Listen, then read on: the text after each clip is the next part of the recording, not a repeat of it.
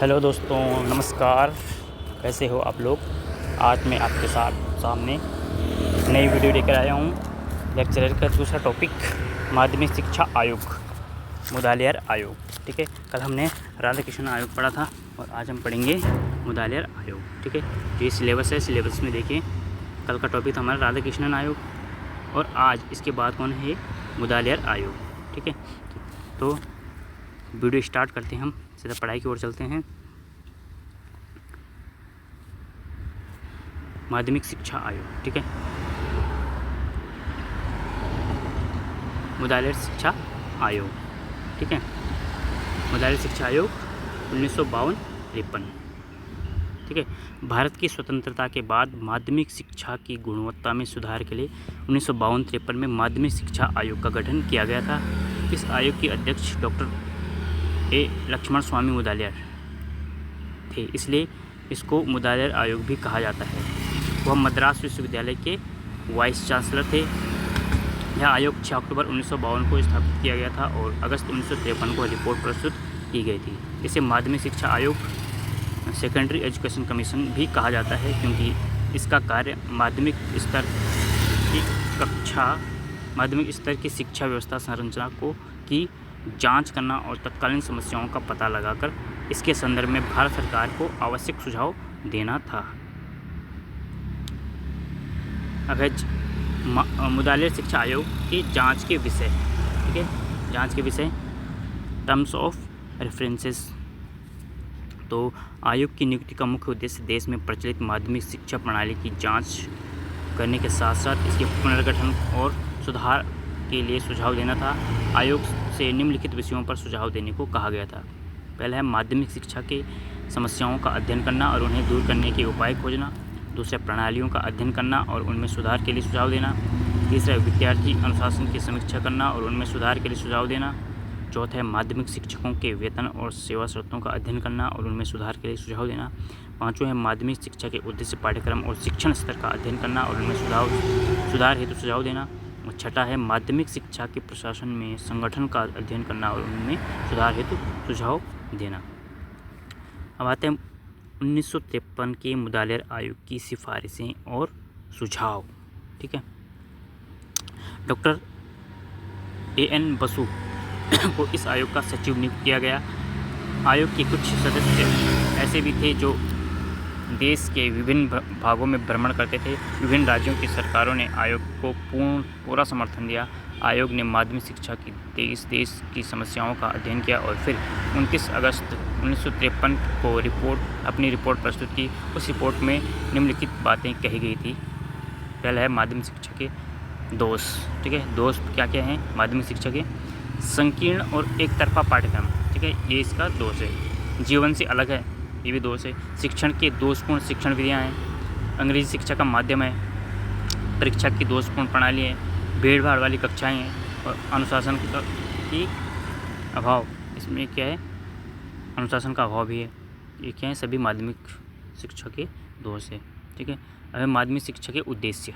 माध्यमिक शिक्षा के उद्देश्य नागरिकता का विकास, व्यावसायिक दक्षता में सुधार, व्यक्तित्व का विकास और नेतृत्व का विकास। अब है माध्यमिक शिक्षा का संगठन। माध्यमिक शिक्षा का संगठन, माध्यमिक शिक्षा की अवधि 7 वर्ष की होनी चाहिए।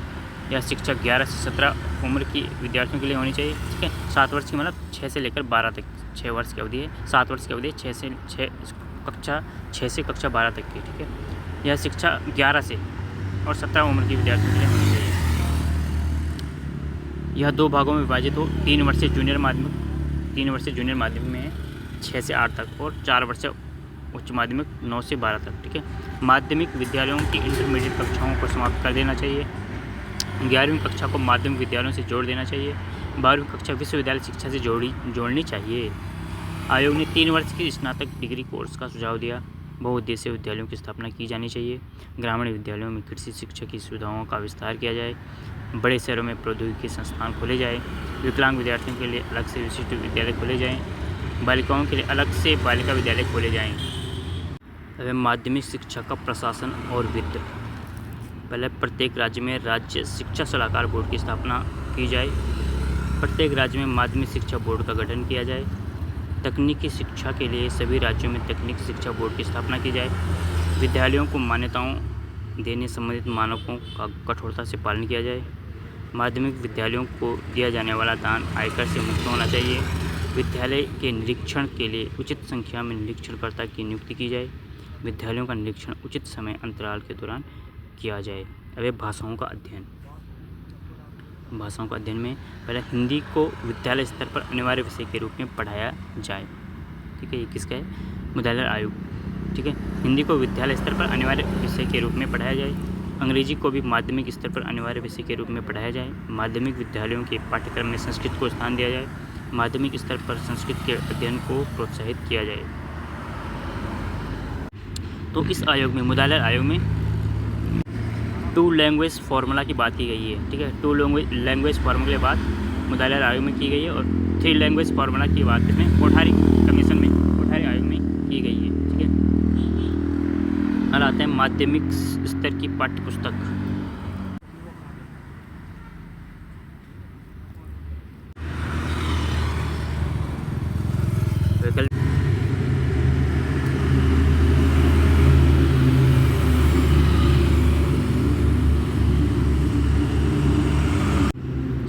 शिक्षकों को ट्यूशन पढ़ाने की अनुमति नहीं दी जानी चाहिए। शिक्षकों को मुफ्त चिकित्सक सुविधा प्रदान की जानी चाहिए। समान योग्यता एवं समान कार्य करने वाले शिक्षकों को एक समान वेतन दिया जाना चाहिए। शिक्षा प्रणाली। अब माध्यमिक शिक्षा आयोग की शिक्षा प्रणाली। बाहरी परीक्षाओं की संख्या में कमी की जानी चाहिए। माध्यमिक शिक्षा के समाप्त होने के पश्चात केवल एक सार्वजनिक परीक्षा होनी चाहिए। परीक्षाओं को निबंधात्मक न बनाकर वस्तुनिष्ठ बनाया जाए। मूल्यांकन का परिणाम अंकों में न होकर ग्रेड पर होना चाहिए। ठीक है, अगला है मार्गदर्शन और परामर्श। माध्यमिक शिक्षा आयोग का मार्गदर्शन और परामर्श क्या था? शिक्षा अधिकारियों को विद्यार्थियों के शैक्षिक निर्देशन के प्रति ध्यान देना चाहिए।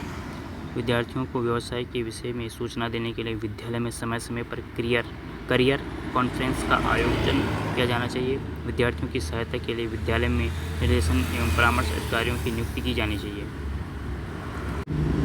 अगला है महिला शिक्षा। माध्यमिक शिक्षा में महिला शिक्षा। बालिकाओं को भी शिक्षा के समान अवसर प्रदान किए जाने चाहिए। माध्यमिक शिक्षा में गृह विज्ञान के अलग से व्यवस्था की जाए। बालिका विद्यालय की स्थापना की जाए। सह शिक्षा की भी व्यवस्था की जाए। अगला है धार्मिक और नैतिक शिक्षा। धार्मिक शिक्षा विद्यालयों में दी जा सकती है या विद्यालयों में शिक्षण के समय से पहले या समय के बाद दी जानी चाहिए। शिक्षकों इसको ग्रहण करने के लिए किसी विद्यार्थी को विवश नहीं किया जाना चाहिए या विद्यार्थियों को उनके अभिभावकों की अनुमति प्राप्त करने के बाद ही दी जानी चाहिए।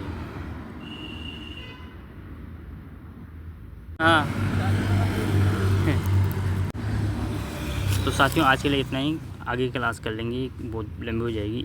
मुद्रालय आयोग ही कल दूसरी क्लास के लिए। धन्यवाद।